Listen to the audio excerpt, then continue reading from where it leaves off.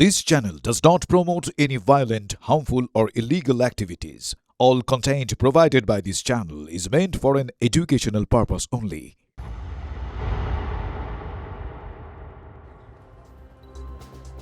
আজকের বড় খবরগুলোর মধ্যে একটা, তিলোত্তমা কাণ্ডে এবার গ্রেপ্তার করা হলো পানিহাটির প্রাক্তন তৃণমূল বিধায়ক নির্মল ঘোষকে। তাকে গ্রেপ্তার করা হয়েছে ওড়িশা থেকে। তার বিরুদ্ধে ইতিমধ্যেই তিলোত্তমার পরিবারের তরফ থেকে লিখিত অভিযোগ দায়ের করা হয় খড়দা থানায়।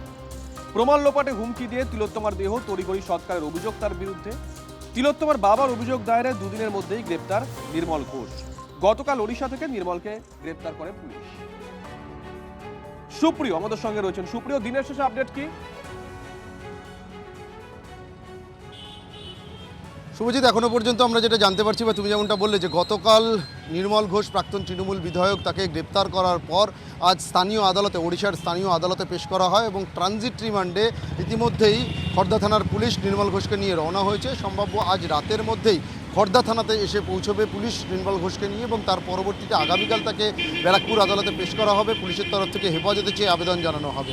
এবং সেক্ষেত্রে তোমাকে যে বিষয়টা বলবো বা তুমি যেমনটা বলছিলে যে তিলোত্তমার বাবা তিনি লিখিতভাবে গত সোমবার যে অভিযোগ জানিয়েছিলেন, সেই অভিযোগের পরিপ্রেক্ষিতেই কিন্তু এফআইআর দায়ের করে পুলিশ তদন্ত শুরু করে এবং সেই তদন্তে নেমে ওড়িশা থেকে প্রাক্তন তৃণমূল বিধায়ক নির্মল ঘোষকে পুলিশ গ্রেপ্তার করেছে। নির্মল ঘোষ এফআইআর দায়ের হওয়ার পর থেকেই কিন্তু কোথাও গিয়ে এলাকা ছেড়ে তিনি অন্যত্র চলে গিয়েছিলেন এবং সেক্ষেত্রে পুলিশের তরফ থেকে যেটা দাবি করা হচ্ছে যে নির্মল ঘোষ তিনি তার নিজের ব্যবহৃত যে মোবাইল ফোন সেটি সুইচ অফ বা মোবাইলটি বন্ধ করে দিয়েছিলেন। অন্য একটি ফোন ব্যবহার করে তার পরিবারের সদস্যদের সঙ্গে যোগাযোগ রাখছিলেন। আর তার পরিবারের সদস্যদের উপরেও কিন্তু সাইমেন্টেনিয়াসলি পুলিশের তরফ থেকে নজরদারি চালানো হচ্ছিল, সার্ভিলেন্স চালানো হচ্ছিল। আর সেখান থেকেই তিনি যখন তার পরিবারের সদস্যদের সঙ্গে যোগাযোগ করেন, সেখান থেকে তার মোবাইলের লোকেশন জানতে পারেন এবং তার পরবর্তীতে পুলিশের একটি দল উড়িষ্যার উদ্দেশ্যে রওনা হয় এবং সেখানে গিয়ে একটি হোটেল থেকে নির্মল ঘোষকে গ্রেপ্তার করেছে পুলিশ। তাকে ট্রানজিট রিমান্ডে নিয়ে আসা হচ্ছে। এবং এখানে আরও একটা বিষয় রয়েছে, তিলোত্তমার বাবা তিনি যে লিখিতভাবে অভিযোগ দায়ের করেছিলেন বা যেটার ধন্যবাদ সুপ্রিয়। যত অপরাধ হয়েছে তার তদন্ত চলছে, অপরাধীদের বিচারও হবে, কাউকে ছাড়া হবে না। আর অনেক বড় বড় অপরাধী আছে ফেরার হয়ে তাও আসবে। বিজেপি ক্ষমতায় এসে তাদের মূল উদ্দেশ্য হয়ে যাচ্ছে তারা যে ন্যারেটিভটা রাজনৈতিকভাবে তৈরি করছে, তদন্তের মাধ্যমে ন্যারেটিভটাকে এস্টাবলিশ করা।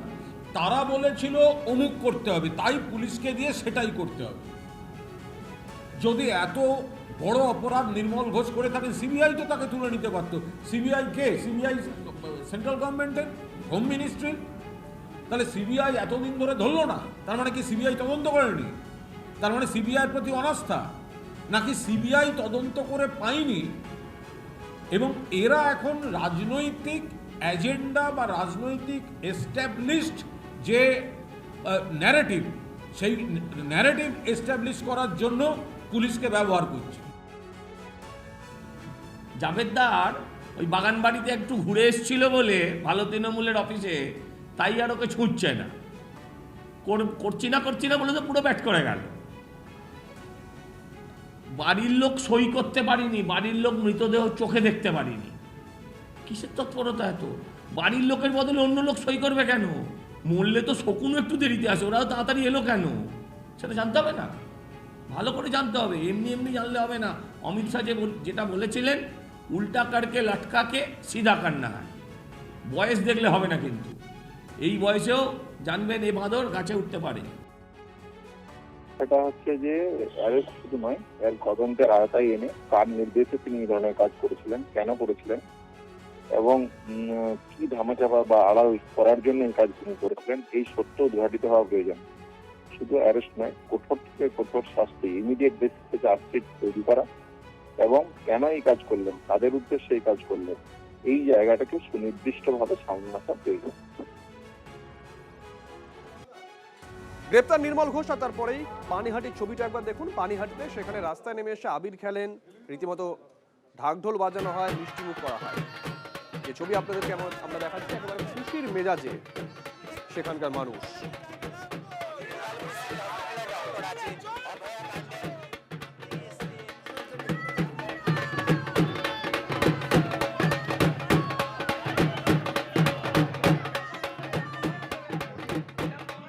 আপনাদেরকে দুটো ছবি আমরা দেখাচ্ছি। নির্মল ঘোষ গ্রেপ্তার, পাশাপাশি সেই খবর পৌঁছতেই পানিহাটিতে উচ্ছ্বাস।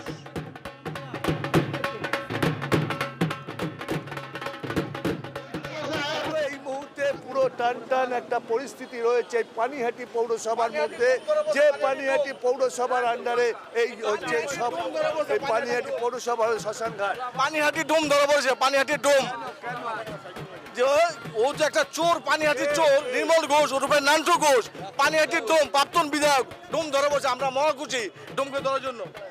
দাদা পরিবারটা ঘোষ পরিবারটাই চোর, শুধু নান্টু ঘোষ না, নান্টু ঘোষের ছেলে তিলোত্তমার মূল কাণ্ডারি ও নান্টু ঘোষ। তিলোত্তমাকে হত্যা করার মূল হ্যাঁ তো ধরা, এখন তো শাস্তি পাবেই, যে পাপ করেছে সে পাপের কারণ পাবেই, ফল পাবে। আশা আছে, অবশ্যই আশা রাখছে পানিহাটিবাসী সবাই। আসার পর তড়িঘড়ি অ্যাকশন। এই অ্যাকশনটা আজ আমরা পেয়েছি, খুবই আনন্দ। নির্মল ঘোষকে অ্যারেস্ট করা হয়েছে। আর অভয়াকাণ্ডে মেন অভিযুক্ত হচ্ছে নির্মল ঘোষ, তিলোত্তমার মেন অভিযুক্ত হচ্ছে Nirmal Ghosh. Karma is back, karma is back. এখানে যে পাপ করবেন পাপের শাস্তি এখানেই পেতে হবে। নিউটনের থার্ড ল বলে তো একটা জিনিস আছে, অ্যাকশনের রিয়াকশন পেতেই হবে। দাদা কতটা খুশি? অনেক খুশি, অনেক খুশি। আর আমরা আরো খুশি হব, অ্যাকচুয়ালি ইনি যার ইশারা করেছেন সেই মক্ষীরানী ওনাকে ধরা উচিত। কোন মক্ষীরানী? মমতা ব্যানার্জি, অবশ্যই ওনার ইশারা যা কিচ্ছু হয়নি। এটা পৌরসভার সব কর্মীরা আনন্দে বেরিয়ে পড়েছেন, মিষ্টি মুখ হচ্ছে। দেখো পৌরসভার কর্মী পানিহাটির, তারা বেরিয়ে পড়েছেন আনন্দে, মিষ্টি মুখ হচ্ছে। মাসিমা মিষ্টি খাচ্ছে। ওভার বিচার হবে তাই। তিলোত্তমা, তিলোত্তমা, সরি, হ্যাঁ তিলোত্তমা, হ্যাঁ বিচার হবে। হ্যাঁ অবশ্যই হবে, কেন? হচ্ছে বিচার। হ্যাঁ নির্মল ঘোষ ধরা হ্যাঁ পড়েছে। হ্যাঁ খুব ভালো, হ্যাঁ কে ধরা পড়েছে? নির্মল ঘোষ বিধায়ক। ডোমটাকে ধরতে পারছিল না, আজকে ডোমটাকে ধরেছে, তার জন্য আমার আনন্দ। পানিহাটি ডোম সে শ্মশানে থাকে না, সে সাইডিং বাজারে থাকে। আরে সোমনাথ আছে চেয়ারম্যান, উনিও আছে, উনিও পড়বে ধরো। আজকে শুধু পানিহাটি বলে না, আজকে পুরো পশ্চিমবঙ্গ তথা ভারতবাসী খুশি যে অন্যায় উনি যে জঘন্য অপরাধ করেছে। খুশি কেন? মিষ্টি মুখ চলছে। আজকে পানিহাটি ত্রাস, নান্টু ঘোষ ধরা পড়েছে, মানে আজকে পানিহাটিবাসী কেন গোটা পশ্চিমবঙ্গবাসী আজকে খুশি। দেখুন পানিহাটির যে পাপ, সেই পাপ বিদায় হয়েছে। পুরো পানিহাটি জুড়ে যে সন্ত্রাস, যে ক্রিমিনাল পরিবার সন্ত্রাস চালিয়েছিল, সেই সন্ত্রাসী এবং আমাদের অভয়া বোন যাকে হত্যার ষড়যন্ত্রে মুখ্য চরিত্রে অভিনয় করেছেন, সেই নির্মল ঘোষ আজকে অ্যারেস্ট হয়েছে। আর তার জন্য পানিহাটিবাসী আনন্দ করছে। পালা বদলের পরে সবচেয়ে আনন্দের দিন যদি হয়ে থাকে সেটা হলো আজকে। ধরা পড়েনি, ধরা পড়েছে, একজন ধরা পড়েছে, ছেলে ধরা পড়েছিল, আজকে বাপ ধরা পড়লো, বাকি যত সাকরেতরা আছে প্রত্যেকে ধরা পড়বে। আজকে মনে হচ্ছে পানিহাটি মুক্ত হলো, পাপ মুক্ত হলো, পাপ। তিলোত্তমা তো রাতারাত শ্মশানে বডি পুড়িয়ে দিয়েছে, কি করে দেয়? উনি একটা সন্তানের বাবা, মাটাকে ঠিক মতন তার মেয়েটার মুখটাও দেখতে পায়নি। তিলোত্তমার সব দোষীরা ধরা পড়বে এবং তারা জেলে থাকবে। আমরা গোটা পশ্চিমবঙ্গবাসী আমাদের আনন্দ করব।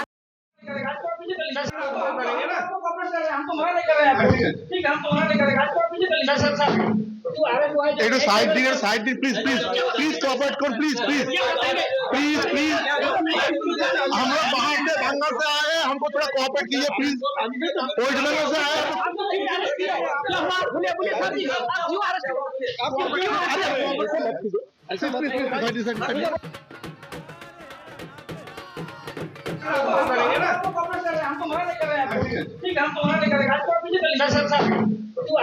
একটু সাইড দিন প্লিজ কোঅপারেট করুন, প্লিজ हम लोग बाहर से बंगाल से आए हैं, हमको थोड़ा कोऑपरेट कीजिए प्लीज। वेस्ट बंगाल से आए।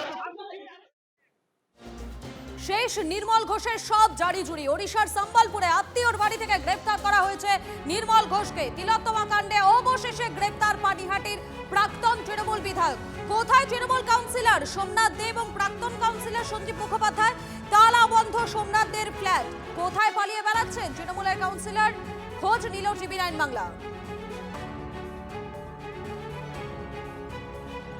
একদিকে নির্মল ঘোষ, তিনি ইতিমধ্যেই তথ্য প্রমাণ লোপাট করা সহ ষড়যন্ত্র সহ একাধিক অভিযোগের ভিত্তিতে পুলিশের হাতে গ্রেপ্তার হলেও সোমনাথ দে তার এখনও পর্যন্ত কোনো রকম কোনো খোঁজ খবর পাওয়া যাচ্ছে না। পানিহাটি এলাকাতে থাকা একটি অভিজাত আবাসনে আমরা এই মুহূর্তে রয়েছি, আর আমার পেছনেই এই যে ফ্ল্যাটটি আমরা দেখতে পাচ্ছি 202 নম্বর ফ্ল্যাট, যে ফ্ল্যাটটি সম্পূর্ণ তালাবন্ধ অবস্থাতে রয়েছে। পরপর দুটি তালা গেটে লাগানো রয়েছে, ঝোলানো রয়েছে, এবং এখানকার যারা প্রতিবেশীরা রয়েছেন তারা কিন্তু যেটা দাবি করছেন যে 2026-এর বিধানসভা নির্বাচনের ফল ঘোষণার পর থেকেই কার্যত এই ফ্ল্যাটে সোমনাথ দেকে আর দেখা যায়নি। অর্থাৎ এর আগে তিনি যাতায়াত করলে বা এখানে থাকলেও ভোটের ফল প্রকাশের পর থেকে কিন্তু তার কোনো রকম কোনো উপস্থিতি এই ফ্ল্যাটে দেখা যায়নি, সম্পূর্ণ তালাবন্ধ অবস্থাতেই রয়েছে।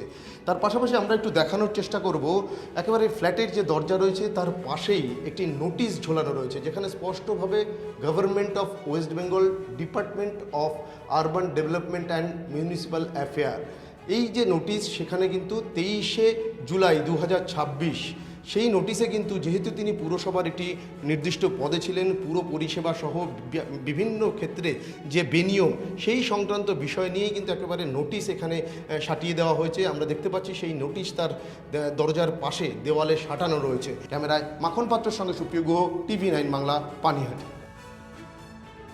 তখন ওই সেই গন্ডগোল হচ্ছে না, ওই বিজেপি ওরা সব, তখন থেকে উনি নেই এখানে। উনি একাই থাকতেন, আর ওনার বউ মেয়ে তো ব্যাঙ্গালোরে চাকরি করে মেয়ে। শেষ কবে দেখেছেন ওনাকে?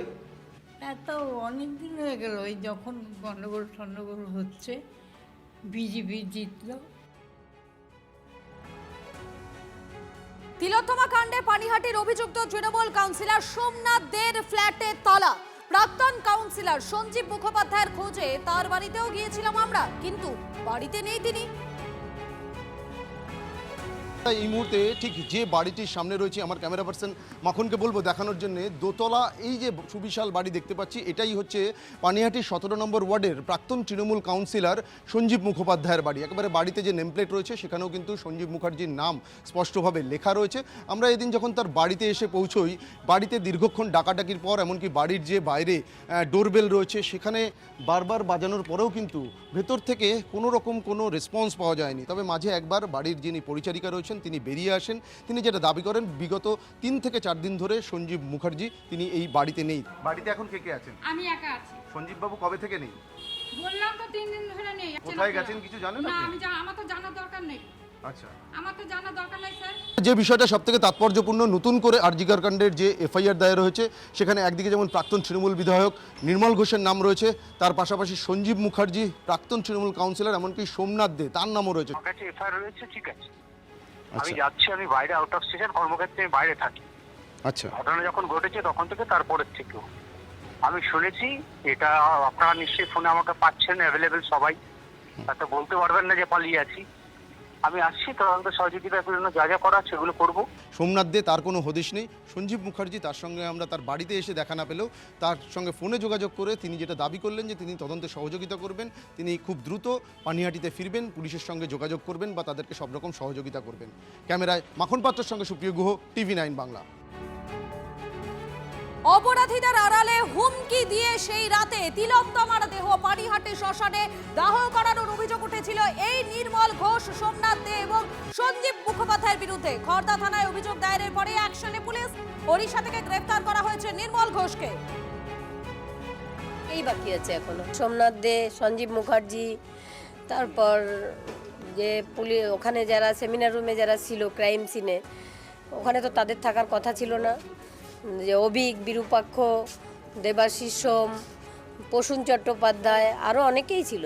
আমার মেয়ের সঙ্গে যারা রাতে ডিনার করেছিল তাদেরও আমি মানে তদন্ত চাই, যে গ্রেপ্তার করে তাদের সব। মাথা তো ধরা পড়বেই, কান যখন এসে গেছে তখন মাথা মমতা ব্যানার্জি অবশ্যই ধরা পড়বে। উনি তো স্বাস্থ্যমন্ত্রী, ওনার নির্দেশ ছাড়া কিচ্ছু হয়নি ওখানে। এবং উনি 4 দিন পরে যখন বাড়িতে এসেছিলেন তখন আমাকে বলেছিলেন আসলে অপরাধী আমি ধরেই ফেলেছি। তখন আমি বলেছিলাম, না ম্যাডাম, যাকে আপনারা ধরেছেন তাকে আমি আসল অপরাধী মনে করি না, কারণ আমার মেয়ে হসপিটালে অন ডিউটি ডক্টর ছিল, আর ও একটা সিভিক ভলেন্টিয়ার। ও কী করে জানলো আমার মেয়ে কোথায় আছে? ভেতরের কেউ ইনভলভ না থাকলে এটা হতে পারে না। Too little too late. ও তো একা ছিল না, আরও অনেকেই ছিল। সুপ্রিম কোর্ট বলেছিল লার্জার কনস্পিরেসি। সেই লার্জার কনস্পিরেসি অংশে যারা যারা যুক্ত আছে তাদেরকে ধরা উচিত, ইন কাস্টাডি ট্রায়াল করা উচিত। সিবিআই কেন পূর্ণাঙ্গ তদন্ত করে সত্য উদ্ঘাটিত করছে না, সেই ব্যাপারে আমরা সত্য চাইছি। এবং আমি তো আগেই বললাম যে যারা যারা এই সব সাক্ষী সাবুত লোপাট করেছিল তাদের বিরুদ্ধে কেন ব্যবস্থা নেওয়া হচ্ছে না।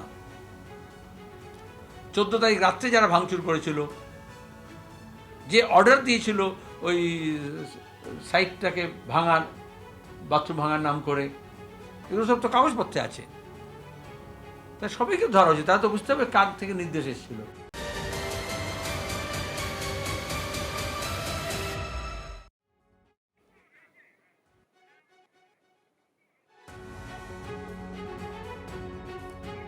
এনআরএসে নার্সের রহস্য মৃত্যু, শৌচাগার থেকে উদ্ধার দেহ, পরিকল্পনা করে খুনের অভিযোগ মৃত নার্সের বৌদির। মুখ্যমন্ত্রীর কাছে স্বচ্ছ তদন্তের দাবি জানিয়েছেন পরিবারের সদস্যরা।